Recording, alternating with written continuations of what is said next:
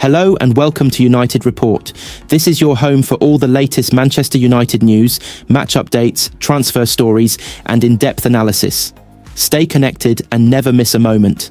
Subscribe now to stay ahead with everything happening at Old Trafford. Ineos and the Mercedes Formula One team reportedly almost cut ties last year before a late change of heart from Manchester United part owner Sir Jim Ratcliffe saw him stay with the outfit. It is claimed that the Silver Arrows F1 team were having to look for ways to rid of Ratcliffe after he indicated a desire to step away. Ineos own 1/3 of the outfit, as do Mercedes themselves, with the other third being owned by team principal Toto Wolff. Mercedes were looking at how they could buy out Ratcliffe as negotiations became increasingly tense, but the British billionaire made a late U-turn and chose to remain committed to the sport, reports The Telegraph. They claim, via a source, that Ineos's sponsorship was ongoing and stable, and that the company's shareholding was not in question. However, when the car is launched on Tuesday evening, the Ineos branding will be less prominent and is unlikely to appear on the air intake above the driver's head, one of the major sponsor spots. The company also held space on both the front and rear wings in previous seasons. The news comes after New Zealand Rugby confirmed they were embarking on legal proceedings after Ineos backed out of their own sponsorship deal. They want to end a lucrative sponsorship agreement early. Ratcliffe's company became the team's official partner in 2021 on a 6-year deal. A statement from the All Blacks read, "Having learned of Ineos's decision to walk away 3 years early, we have moved to protect the interests of New Zealand Rugby and the wider game." The partnership between Ineos and the All Blacks was understood to be worth around £3.65 million per year. As part of that agreement, Ineos's name featured across the team's training gear and on warm-up kits during the recent autumn internationals. Branding also featured across the back of players' shorts. Last month, Ineos also parted ways with 4-time Olympic champion Ben Ainsley, despite backing the Britannia America's Cup sailing team since 2018. Ineos claimed they could not find agreement with Ainsley on terms to move forward after last year's event. Ineos now plans to compete in the next America's Cup under the Britannia name, but Ainsley's team have responded and said they were astounded by Ineos's future plans for the America's Cup and that the decision raises significant legal and practical obstacles for them. 2 leading credit ratings agencies recently raised red flags over Ineos Fitch ratings, and Moody's provide financial health checks for most big companies and highlighted how business had racked up debts that were between 5 to 6 times larger than the company's annual earnings. The departure of Marcus Rashford from Old Trafford in January conveyed a new status to Luke Shaw, who is now the most experienced member of the squad and the longest-serving player when it comes to playing for Manchester United. Shaw is into his 11th consecutive season of service to United and has 278 appearances. He is now at the top of the list for current players, with Rashford out of the picture. But the 29-year-old isn't going to feel much like celebrating as he continues his rehab and his latest attempt to get over another injury setback. Today is also a significant milestone for Shaw. It is a year since he last started for United in the win at Luton on February 18th, 2024. He has started in a European Championship final for England since then, but for his club, there have been 3 substitute appearances totalling 98 minutes, and that's it. He hasn't played since December 1st. Since then, there have been a couple of false starts, with the defender returning to training only to pick up another injury.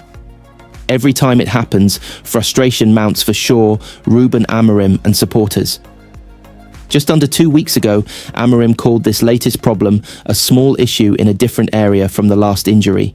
He hasn't trained since, and caution is again the watchword, but at some point he needs to play a game. When he does, he might find that his status as the most experienced player in the dressing room has already been stripped away. Because here's the thing. Shaw made his United debut on September 27, 2014, and has made 278 appearances for the club. Bruno Fernandes made his debut on February 1st, 2020, and has played 270 times. This sums up Shaw's injury record during his time at United and explains why so many fans have already given up on him ever being able to be a reliable contributor to the cause again. Since Fernandes signed and racked up those 270 appearances, Shaw has played 108 games. Rashford made his United debut 18 months after Shaw, but has played 148 more games for the club. According to Transfermarkt, Shaw has been unavailable for more than 300 United games through injury and has spent 1,659 days on the sidelines in 11 years. That is the equivalent of missing 4.5 years of football through injury. The first thing to say is that this is staggeringly bad luck. Shaw's first serious injury at United was gruesome and could have easily ended his career.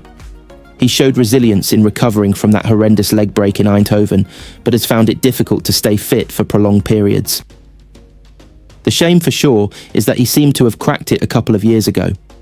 He missed just 3 games in Erik ten Hag's successful first season in charge, and emerged as not only an outstanding left-back, but also a reliable left-sided centre-back.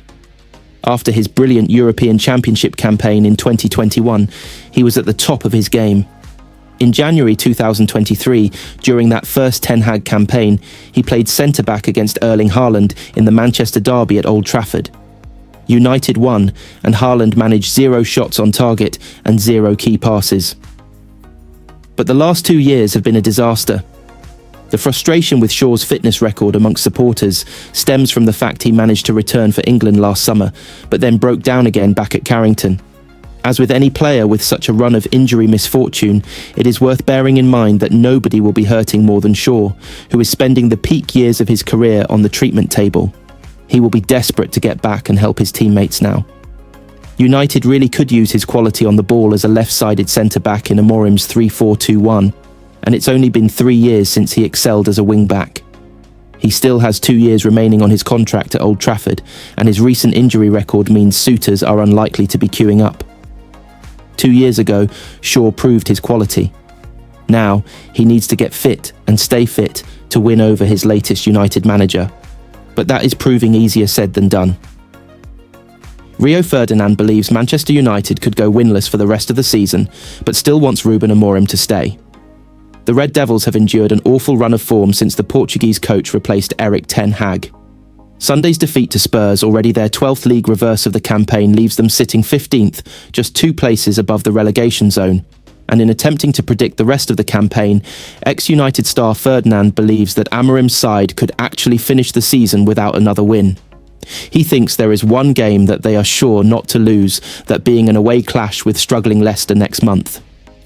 He said, "Manchester United are absolutely struggling at the moment. Only Wolves and West Ham separate my club from the relegation places. Do you realise we're that close? Someone said we need 11 points just to stay up, and I'm starting to think like that.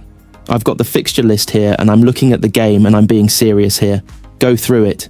Everton away, Ipswich at home, Arsenal, Forest away, Man City, Newcastle away, Wolves, Brentford, Brighton, Chelsea, Aston Villa, Leicester. The only place I potentially see us getting anything, and I'm not even saying a win, is Leicester. We've slapped up Leicester a couple of times already this season, so we've got their number," added Ferdinand. "Normally you look at the fixture list and you can see where the points are coming from. We just looked at the fixture list, and I'm not seeing outright wins. I'm not looking at it thinking there's 3 points here and there's 3 points there. That's the problem." And while Ferdinand is not confident of United of picking up many points throughout the remainder of the season, he believes the club should stick by current boss Amorim. Asked on Twitter if he thinks Amorim should be sacked, he replied, "No coach stays." United will hope to prove their former star very wrong this weekend as they attempt to at least round off the season positively. But Amorim's side have a tough assignment on Saturday as they take on a resurgent Everton. Away from the league, United are of course still in the Europa League, having finished 3rd in the league stage. They will take on Galatasaray, Real Sociedad, AZ Alkmaar or Midtjylland in the next round. Ruben Amorim admitted his job is so hard after yet another defeat, but insisted he is not under threat. Manchester United boss Amorim has now collected just 14 points from a possible 42 since taking charge last November, and this was the 3rd time Tottenham have beaten them this season. Amorim has also seen his squad further decimated by injuries, as United winger Amad Diallo has been ruled out for the rest of the campaign. Amorim, whose team are now 15th in the table, said, "I have a lot of problems. My job is so hard here. But I stick with my beliefs. We just need to face it and not run away. That is my feeling. I am not worried. I understand our fans, what the media think about it. I hate to lose. That feeling is the worst. It's hard to face the fans in this moment, but we are doing everything. I'm doing everything. The rest I am not thinking about. I am here to help my players. I understand my situation, my job. I am confident in my work, and I just want to win games. The place in the table is my worry. I am not worried about me. James Maddison got the winner and took aim at TV pundit Roy Keane, who this week criticised the Tottenham midfielder for not being a difference maker. Maddison, who celebrated his goal by putting his finger to his mouth to signal shush, said, "I've always been a goal-scoring midfielder. That's why Spurs brought me to the club. I'm there to be that creative outlet and score goals." There was a little bit of outside noise this week. People will have their opinions. Nobody is more critical of me than myself. Tottenham boss Ange Postecoglou believes the win, and players returning to fitness could be a turning point for his season, but also said he could have no sympathy for Amorim. There was a big protest from fans before the game, about 1,000 strong, but the sit-in protest did not really materialise afterwards, as just a small number remained with banners against chairman Daniel Levy. Postecoglou said, "If I check my office, I don't have any sympathy cards from other managers, so that hasn't happened. It's unacceptable that we're in the position we are. But the circumstances have dictated that to a great extent. The circumstances will change. The guys who came back in today will improve and make us stronger. There's still 2 or 3 more on the horizon who will also come back. That gives us an opportunity before long. It's only one game, but I thought today was an important game if we were going to start that progress. Getting 3 points makes us think, okay, it's starting to make an impact. Who?